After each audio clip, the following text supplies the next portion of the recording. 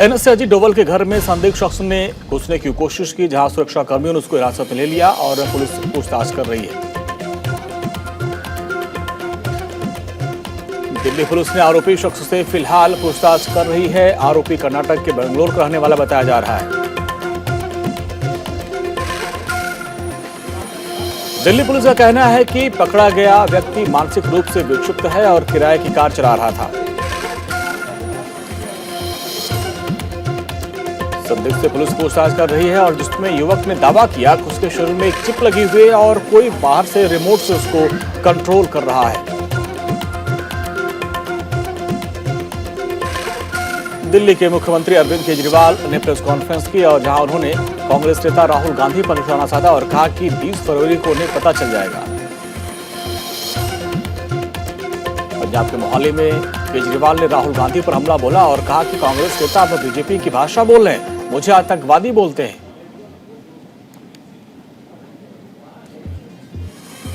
केजरीवाल ने कहा कांग्रेस ने 5 साल में पंजाब का माहौल खराब कर दिया। हम आपको आश्वासन देते हैं कि आपकी सरकार शांति और भाईचारा कायम करेगी।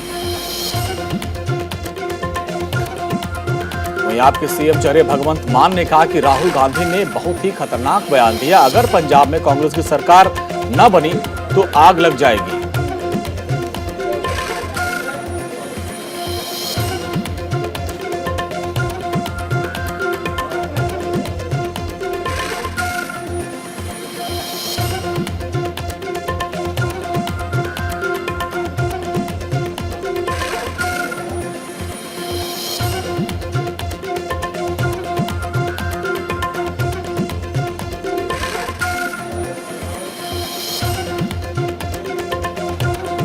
पंजाब के श्री आनंदपुर साहिब में कांग्रेस के सांसद मनीष तिवारी ने आपके प्रमुख अरविंद केजरीवाल पर निशाना साधा और उनके संगीन आरोपों का जवाब दिया और उनसे जवाब मांगा है।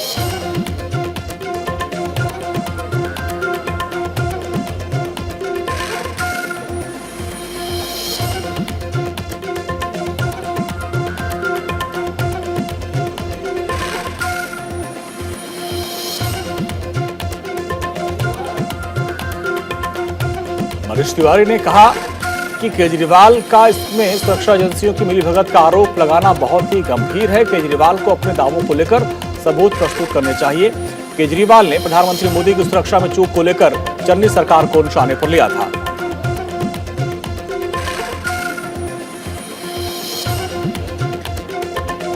दिल्ली पुलिस का 75वां स्थापना दिवस मनाया गया, जिसमें गृहमंत्री अमित शाह शामिल हुए। उन्होंने सबसे पहले परेड का निरीक्षण किया और जहां गृहमंत्री अमित शाह को ने परेड की सलामी ली। अमित शाह ने समारोह में एक विशेष डाक टिकट जारी किया। वो दिल्ली पुलिस के अधिकारियों से भी मिले और उनके कर्तव्य और ईमानदारी से काम करने की सराहना की।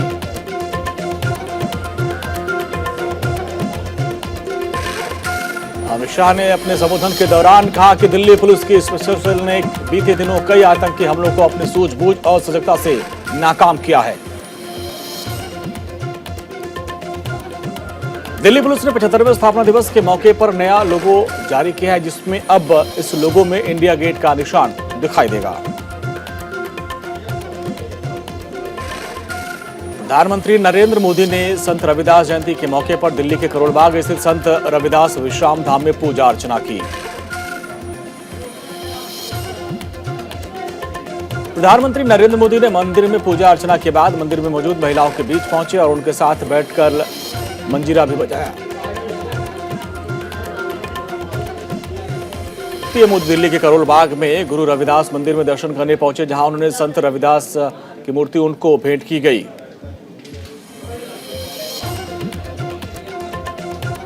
वहीं यूपी के मुख्यमंत्री योगी आदित्यनाथ ने संत रविदास जयंती के मौके पर वाराणसी में रविदास मंदिर में मत्था टेका और प्रदेशवासियों को बधाई और शुभकामनाएं दी।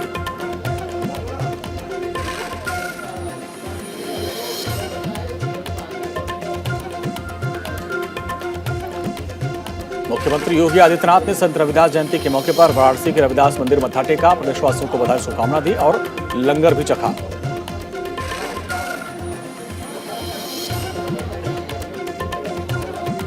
इस दौरान सीएम योगी ने कहा कि सदगुरु का रास्ता सामाजिक समरसता के लिए जरूरी है और उस पर सबको चलना चाहिए। बीजेपी विकास का काम लगातार जारी रखेगी।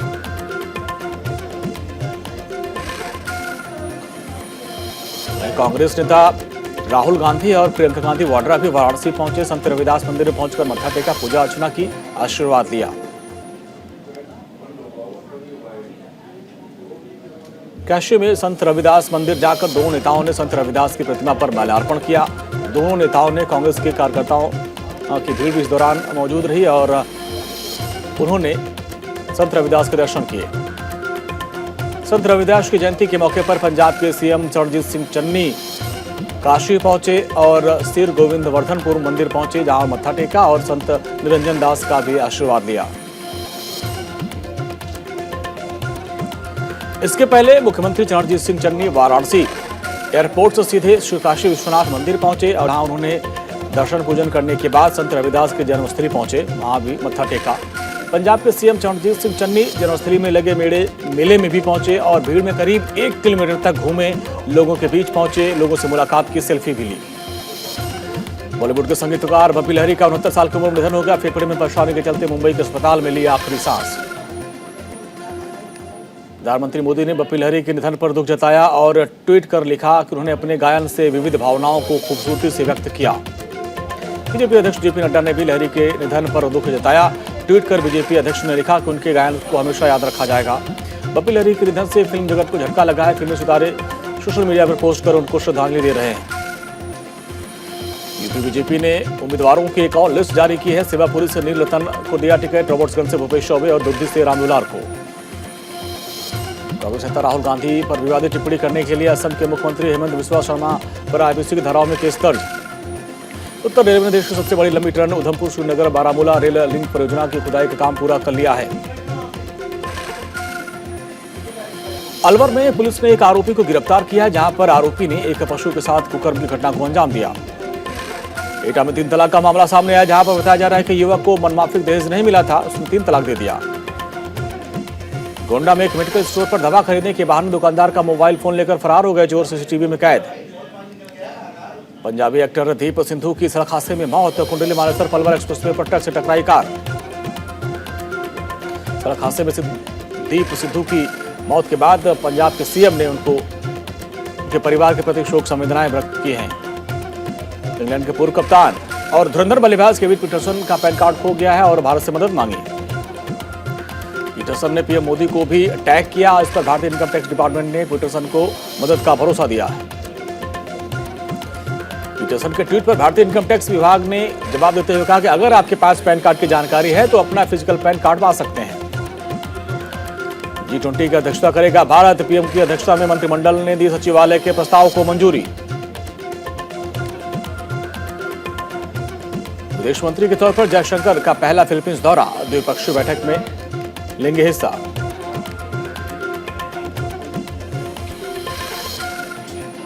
भारत ने संयुक्त राष्ट्र में पाकिस्तान को किया बेनकाब, आतंकवाद से पीड़ित बताने पर साधा निशाना।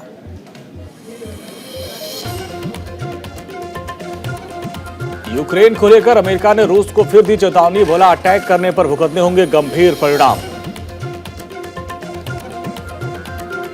ब्रिटेन के प्रधानमंत्री बोरिस जॉनसन ने यूक्रेन मसले पर रूस की राजनयिक शुरुआत की तारीफ की, लेकिन यह भी कहा कि ताजा इंटेलिजेंस रिपोर्ट हिम्मत बढ़ाने वाली नहीं है। यूक्रेन बॉर्डर से युद्धाभ्यास के बाद रूस की कुछ सेना बेस कैंप पर लौट गई है। रूस ने कहा कि इसके बावजूद नाटो और पश्चिमी देश सबूत मांग रहे हैं। यूक्रेन विवाद पर रूसी राष्ट्रपति पुतिन का बड़ा बयान, बोले यूक्रेन से युद्ध नहीं चाहते हम।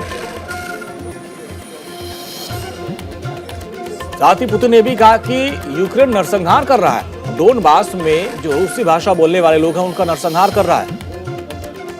व्हाइट हाउस के साइबर उप राष्ट्रीय सुरक्षा सलाहकार एनी न्यूबर्गर ने एक टेबल टॉप अभ्यास चलाया, जिसमें संघीय एजेंसियां रूसी साइबर हमले की तैयारी की गई है। यूक्रेन में आयरन डोम को तैनात करने से इजराइल ने अमेरिका को इनकार कर दिया है। यूक्रेन विवाद के बीच रूसी संसद के निचले सदन में वोटिंग हुई। स्पीकर ने कहा कि राष्ट्रपति पुतिन पूर्वी यूक्रेन में रूस समर्थित 2 अलग-अलग क्षेत्रों को मान्यता दें। अमेरिकी विदेश मंत्री और रूसी विदेश मंत्री के बीच फोन पर बातचीत हुई। यूक्रेन विवाद को शांतिपूर्ण हल कर चर्चा की गई। प्रिंस एंड्रयू ने सेक्स केस में वर्जीनिया ग्राफिक्स से सुलह कर लिया है और रेप का आरोप लगाया था। सीरिया की राजधानी में सैनिकों की बस में धमाका हुआ, 1 की मौत 11 घायल। जनवरी में भारत के निर्यात में आया करीब 37% का उछाल, व्यापार घाटा भी कम हुआ।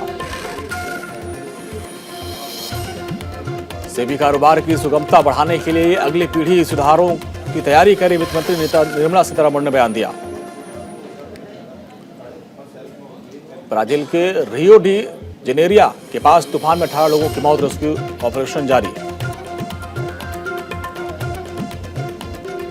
रहेगा। सस्ते कर्ज का दौर, यूबीएस का अनुमान अगस्त तक आरबीआई स्थिर दरें रखेगा।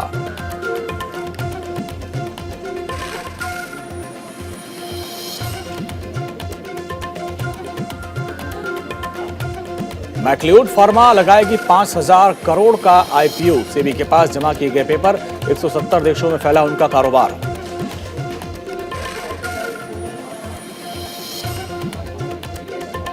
थर्मल पावर उत्पादन के लिए कोयले के मामले में 2024 तक आत्मनिर्भर हो जाएगा भारत, कोयला सचिव का बयान।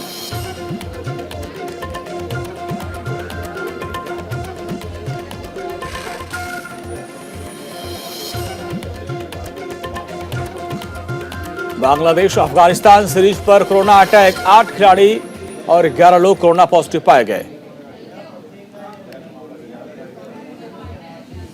भारतीय महिला टीम फिर करेगी इंग्लैंड का दौरा, ओडीआई और टी20 सीरीज के लिए कार्यक्रम तय हुआ। इंग्लैंड के पूर्व कप्तान और धुरंधर बल्लेबाज डेविड पीटरसन ने खोया पैन कार्ड, ट्वीट कर दी जानकारी, पीएम मोदी से मांगी मदद। वैक्सीन पर आ रहे विवाद पर बोले टेनिस स्टार नोवाक जोकोविच, अगर जबरन टीका लगवाने के लिए कहा गया तो ट्रॉफी छोड़ने के लिए तैयार हूं। पद्मश्री ठुकराने वाली महान गायिका संध्या मुखर्जी का निधन, 90 साल की उम्र में ली आखिरी सांस। शाहिद कपूर की जर्सी और यश की केजीएफ 2 की होगी जोरदार टक्कर, 14 अप्रैल को थिएटर में होंगी दोनों फिल्में रिलीज। आमिर खान की लाल सिंह चड्ढा की रिलीज डेट में फिर बदलाव हुआ, 14 अप्रैल की जगह अब 11 अगस्त को सिनेमाघरों में रिलीज होगी फिल्म। अक्षय कुमार ने अपनी अपकमिंग फिल्म बच्चन पांडे का नया पोस्टर रिलीज किया है, शेयर किया, और 18 फरवरी 2022 को जारी होगा ट्रेलर। फिल्म गंगू भाई काठियावाला का नया गाना जब सैया हुआ रिलीज, शांतनु महेश्वरी के साथ रोमांस करती नजर आई आलिया। 5 साल बाद लौट रही है सिड मक्कड़, टीवी स्क्रीन पर धड़कन जिंदगी की अदिति गुप्ता के साथ आएंगी नजर। दोस्तों के साथ पार्टी करने निकली जैकलिन फर्नांडिस, सुकेश के साथ निजी फोटो वायरल होने के बाद बना ली थी पब्लिक लाइफ से दूरी। नवाजुद्दीन और नूपुर की फिल्म नूरानी चेहरा की शूटिंग शुरू हो चुकी है, आया दिलचस्प टीजर पोस्टर।